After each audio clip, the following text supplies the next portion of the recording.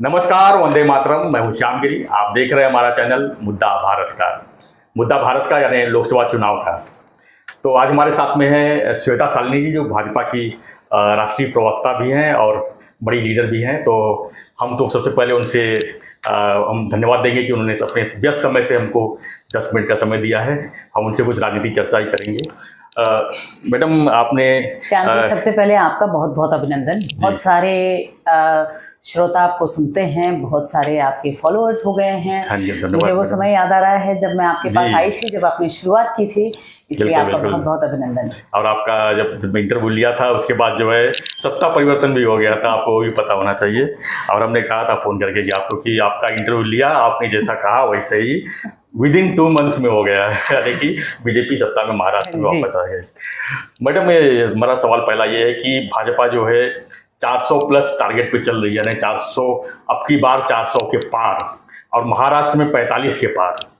तो आपको मैं महाराष्ट्र के ऊपर ही सवाल पूछूंगा कि 45 पार के लिए आपका जो है, खासकर आपके पार्टी का क्या एजेंडा है, यहाँ पर लोगों के बीच में क्या लेके जा रहे हैं, क्योंकि मोदी जी का तीसरे टर्म का ये प्रचार है और लोग जो है काफ़ी अपेक्षा रखते हैं। खासकर इसमें राम मंदिर का जो मुद्दा है, अब लगभग मेरे ख्याल से अब थोड़ा धीमा पड़ता जा रहा है। ऐसे में चुनावी एजेंडा में क्या रखा गया है? जैसे देखिए, भारतीय जनता पार्टी, चाहे वो महाराष्ट्र हो, चाहे कर्नाटक हो, चाहे उत्तर प्रदेश हो, चाहे मध्य प्रदेश हो, किसी भी राज्य में भारतीय जनता पार्टी का इस चुनाव में एक ही एजेंडा है, मोदी मोदी मोदी।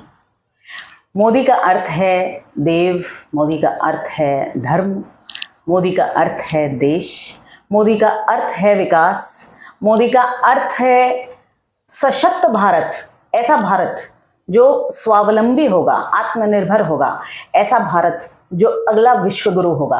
और इसीलिए हमारा केवल मात्र एक एजेंडा है, मोदी। तो मोदी मोदी ठीक है, लेकिन उसके बाद बीजेपी कब होगा?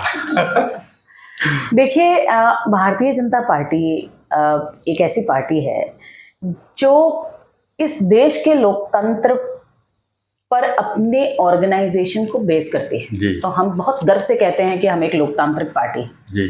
और इसीलिए मोदी का अर्थ भारतीय जनता पार्टी है और भारतीय जनता पार्टी का अर्थ मोदी है। आज के दिन में अगर आप देखें तो जिस प्रकार डीबीटी, डायरेक्ट बेनिफिट ट्रांसफर होता है, वैसे आज direct brand transfer Modi ji का हो रहा है।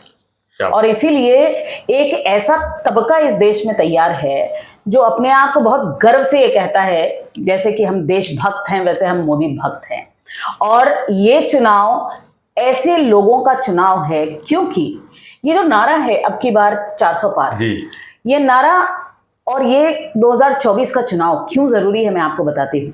क्योंकि इस देश के इतिहास में पहली बार बिना इमोशंस के इलेक्शन लड़ा जाएगा और केवल मात्र मोदी जी के कामों पर, कार्यों पर, विकास की नीति पर, नियत के ऊपर, भारतीय जनता पार्टी के नियत के ऊपर और कार्यकर्ताओं के नियम के ऊपर 400 का आंकड़ा पार होने वाला है।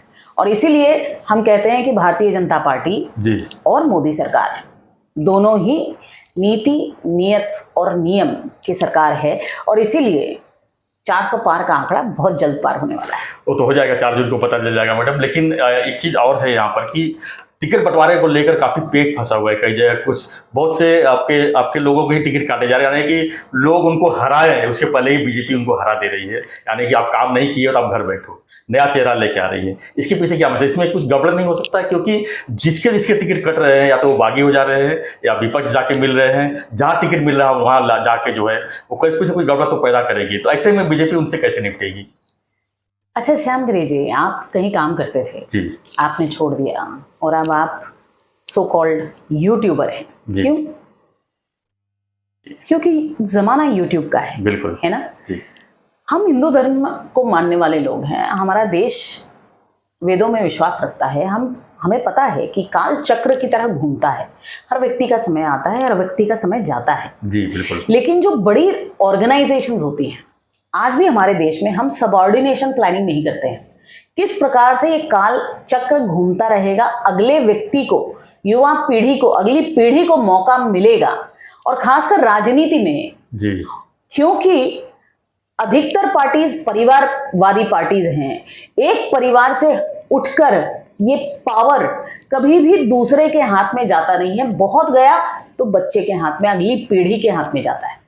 भारतीय जनता पार्टी इस काल चक्र में विश्वास रखती है और इसीलिए चाहती है कि हर समय पावर घूमे जी, और क्योंकि हम संगठन की शक्ति में विश्वास रखते हैं और हम ये मानते हैं कि कोई भी व्यक्ति विशेष संगठन से बड़ा नहीं हो सकता है, और इसीलिए जरूरी ये है कि जब संगठन आपको जो रोल के लिए तय करती है, आप उस रोल पे अपना कार्य अपने पूरी क्षमता से करते हैं। तो कभी किसी को एमपी का मौका मिलता है, किसी को एमएलए का मौका मिलता है, उसमें से किसी को मुख्यमंत्री का मौका मिलता है। जी, खट्टर साहब हमारे मुख्यमंत्री थे, अब वो हमारे सांसद होंगे, कल हो सकता है उनको कुछ और मौका मिले, और ना हो सकता है पक्ष का, भारतीय जनता पार्टी का उनके लिए अलग प्लान हो, लेकिन हर व्यक्ति के लिए उसकी क्षमता के मुताबिक कुछ ना कुछ प्लान जरूर है, और ये केवल मात्र हमारी भारतीय जनता पार्टी में ही संभव है, और केवल मात्र भारतीय जनता पार्टी के ओर से संभव नहीं है। कार्यकर्ताओं को भी यदि आप देखेंगे तो कार्यकर्ता भी इस बात का पालन करते हैं। तो इसलिए आप जिस प्रकार कह रहे हैं कि कोई व्यक्ति खुद हरा देता है, ऐसा नहीं हो सकता है, क्योंकि हम भारतीय जनता पार्टी संस्कारों की पार्टी है, हम संगठन की पार्टी हैं, और हम संगठन के संस्कार में बहुत ज्यादा विश्वास करते हैं। आरोप ये भी लग रहे हैं कि बाहर के लोगों को सीधा एंट्री करके और उनको टिकट दिया जा रहा है, जिसकी वजह से जो पहले से भाजपा के जो निष्ठावान है वो नाराज हैं, क्योंकि उनके टिकट कट रहे हैं, उनको टिकट या उम्मीद करके बैठे हैं तो उनको जो है मौका नहीं मिल रहा है, यानी बाहर घुसपैठी जो आ रहे हैं उसकी वजह से लोग नाराज। ये भी आप क्या कहेंगे इसके ऊपर? क्या ऐसे लोगों को कैसे फेस करेंगे आप? देखिए, ऐसा है जी, आपके घर में पुत्र हैं, जब आप शादी करेंगे तो घर से लाएंगे बहू कि बाहर से लाएंगे? बाहर से लाएंगे तो उसको अपना बनाएंगे कि नहीं बनाएंगे? बिल्कुल बनाएंगे ना। तो ये बाहर और अंदर क्या है? हम परिवार हैं। इस देश में दो ही प्रकार के लोग हैं और हम ये मानते हैं। यानी कि बाहर के लाना जरूरी है परिवार बढ़ाने के लिए? देखिए, ऐसा है, आप बताइए, अब पुत्र की यदि शादी नहीं करेंगे तो परिवार कैसे बढ़ेगा? परिवार बढ़ाने के लिए तो आपको बाहर से लोग लाने ही पड़ेंगे जी। और मैंने कहा ना आपको, हमारी सोच साफ है। इस देश में दो प्रकार के लोग रहते हैं, एक जो हमारी विचारधारा को आज मानते हैं जी, और दूसरे जो कल नहीं मानते थे, जो कल मानेंगे। तो इसीलिए मेरा ये कहना है। और दूसरा ये देखिए, आप खासकर क्योंकि आपने महाराष्ट्र के संदर्भ में ये प्रश्न पूछा है, आप ये बात समझिए कि हमारे महाराष्ट्र में महाराष्ट्र छत्रपति संभाजी महाराज की धरती रही है, इसलिए ये सूबेदारों की धरती है। बहुत सारे क्षेत्रों में जो सूबेदार हैं वो वहाँ पे इस्टेब्लिश्ड हैं और ज़रूरत है कि भारतीय जनता पार्टी का वोट शेयर हम 51% तक लेके जाएं। आज तक की कोशिश में हम अपना वोट शेयर 27-28% तक लेके गए हैं। ये लड़ाई 51% की लड़ाई में हमें दूसरों को अपने साथ लेना ही पड़ेगा। ज़रूरत यह है कि जो हमारे साथ आते हैं, जब हम बहू ब्याह के लाते हैं तो उसको अपने संस्कार सिखाते हैं। पक्ष को अपने संस्कार नहीं छोड़ने चाहिए, और मैं ये आपको दावे से कह सकती हूँ कि ये पक्ष संस्कार को छोड़ने वाला नहीं है। बहू की बात की तो जैसे मुख्यमंत्री को बहू के रूप में लाया गया है यहाँ पर, लेकिन आज जो है मुख्यमंत्री अपने घर पे ही जो सीट को लेकर काफ़ी नाराज चल रहे हैं, ऐसा सुनने में आ रहा है। क्योंकि सीट के भाजपा ने अपने सभी सीट लगभग अनाउंस कर दिए हैं, लेकिन जो मित्र पक्ष है जैसे अजीत दादा हैं और शिंदे साहब हैं, इनके पक्ष में जो सीट जानी चाहिए थे वो नहीं जा पाई हैं और अभी तक वो अपने नाम का खुलासा भी नहीं कर पा रहे हैं कैंडिडेट के। इसको लोग क्या कहेंगे? क्या इसमें कुछ डिस्प्यूट चल रहा है इसमें? नहीं, देखिए, डिस्प्यूट नहीं है, आप समझिए इस बात। डिस्प्यूट का अर्थ क्या है? डिस्प्यूट का अर्थ ये है कि यदि आप और हम एक बात को नहीं मान रहे हैं और हम अलग सोच रहे हैं तो हमारे अंदर डिस्प्यूट हो सकता है। जी। हर व्यक्ति का मानना यह है कि हमें 45 पार करना है। बिल्कुल। हर व्यक्ति का मानना यह है कि हमें सत्ता में रहना है। हर व्यक्ति का मानना यह है कि महाराष्ट्र को नंबर 1 होना है। अब चाहे हमारे मुख्यमंत्री एकनाथ शिंदे जी हों, चाहे अजीत दादा हों, चाहे देवेंद्र फडणवीस जी हों, ये तीनों एक यूनिट बनकर महाराष्ट्र की प्रगति के लिए काम कर रहे हैं। महाराष्ट्र को नंबर 1 राज्य बनाने के लिए काम कर रहे हैं। जी। तो इसमें कोई दो राय नहीं है कि इन तीनों को ये चाहिए कि ये सत्ता में वापस आए, जिसके लिए जरूरी ये है कि उनकी सीटें चुन के आए। अब विषय ये है कि विनेबिलिटी जब बात आती है तो विनेबिलिटी बहुत ही मैथमेटिक्स की बात है, और भारतीय जनता पार्टी गणित में विश्वास रखती है, केमिस्ट्री में थोड़ा कम विश्वास रखती है, क्योंकि ये पार्टियां ऐसी पार्टीज, रीजनल पार्टीज से उठकर आई हैं। ये लोग थोड़ा बहुत केमिस्ट्री का भी ध्यान रखते हैं, लोग बहुत जरूरी हैं, और इसीलिए ये गणित और केमिस्ट्री को बिठाने के चक्कर में थोड़ा देर हो रहा है। लेकिन एकनाथ शिंदे जी बहुत ही सुदृढ़ नेतृत्व वाले व्यक्ति हैं, वो जरूर ही गणित और केमिस्ट्री एक साथ बिठाएंगे, और मैथ्स और केमिस्ट्री जब मैच करता है तो विनेबिलिटी तो ऐसे ही आ जाती है, यानी आप अपने आप बन जाएगा पूरा सब। बिल्कुल बन जाएगा, बनना ही है। जब हमको 45 पार करना है तो लाना ही पड़ेगा। मैडम 45 पार की बात हम करते हैं, 400 पार की बात भी करते हैं। जो सर्वे आते हैं महाराष्ट्र, खासकर अभी बीच में सी वोटर भी आता है, उसके पहले भी आया था कई बार, तो उसमें जो गणित आपने देखा होगा कि बीजेपी कहीं भी जो है, बीजेपी प्लस अलायंस को 45 नहीं दिखा रहा है, वो 30 दिखा रहे हैं, 32 दिखा रहे हैं, 25-26 भी दिखा रहे हैं। क्या है इसके पीछे, क्या लगता है कि सर्वे गलत है? नहीं, देखिए, मैं सर्वे यदि मैं कहती हूँ कि गलत है तो हम सर्वे की कंपनी के ऊपर उंगली उठाते हैं। देखिए, एक तो सर्वे की कंपनियां बहुत कम सैंपल्स लेती हैं, दूसरा क्या है, आप ये बात समझिए, अधिकतर समय आजकल देखा गया है एग्जिट पोल से लेके सर्वे पोल्स तक, क्योंकि जनता जान गई है, इसीलिए बहुत सारी जनता जो है वो जवाब सही नहीं देती है।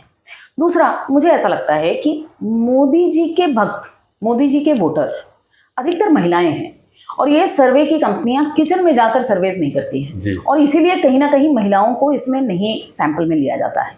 और अंत में केवल मात्र इतना कहूंगी कि देखिए, हम करके दिखाएंगे, बोलना क्या है।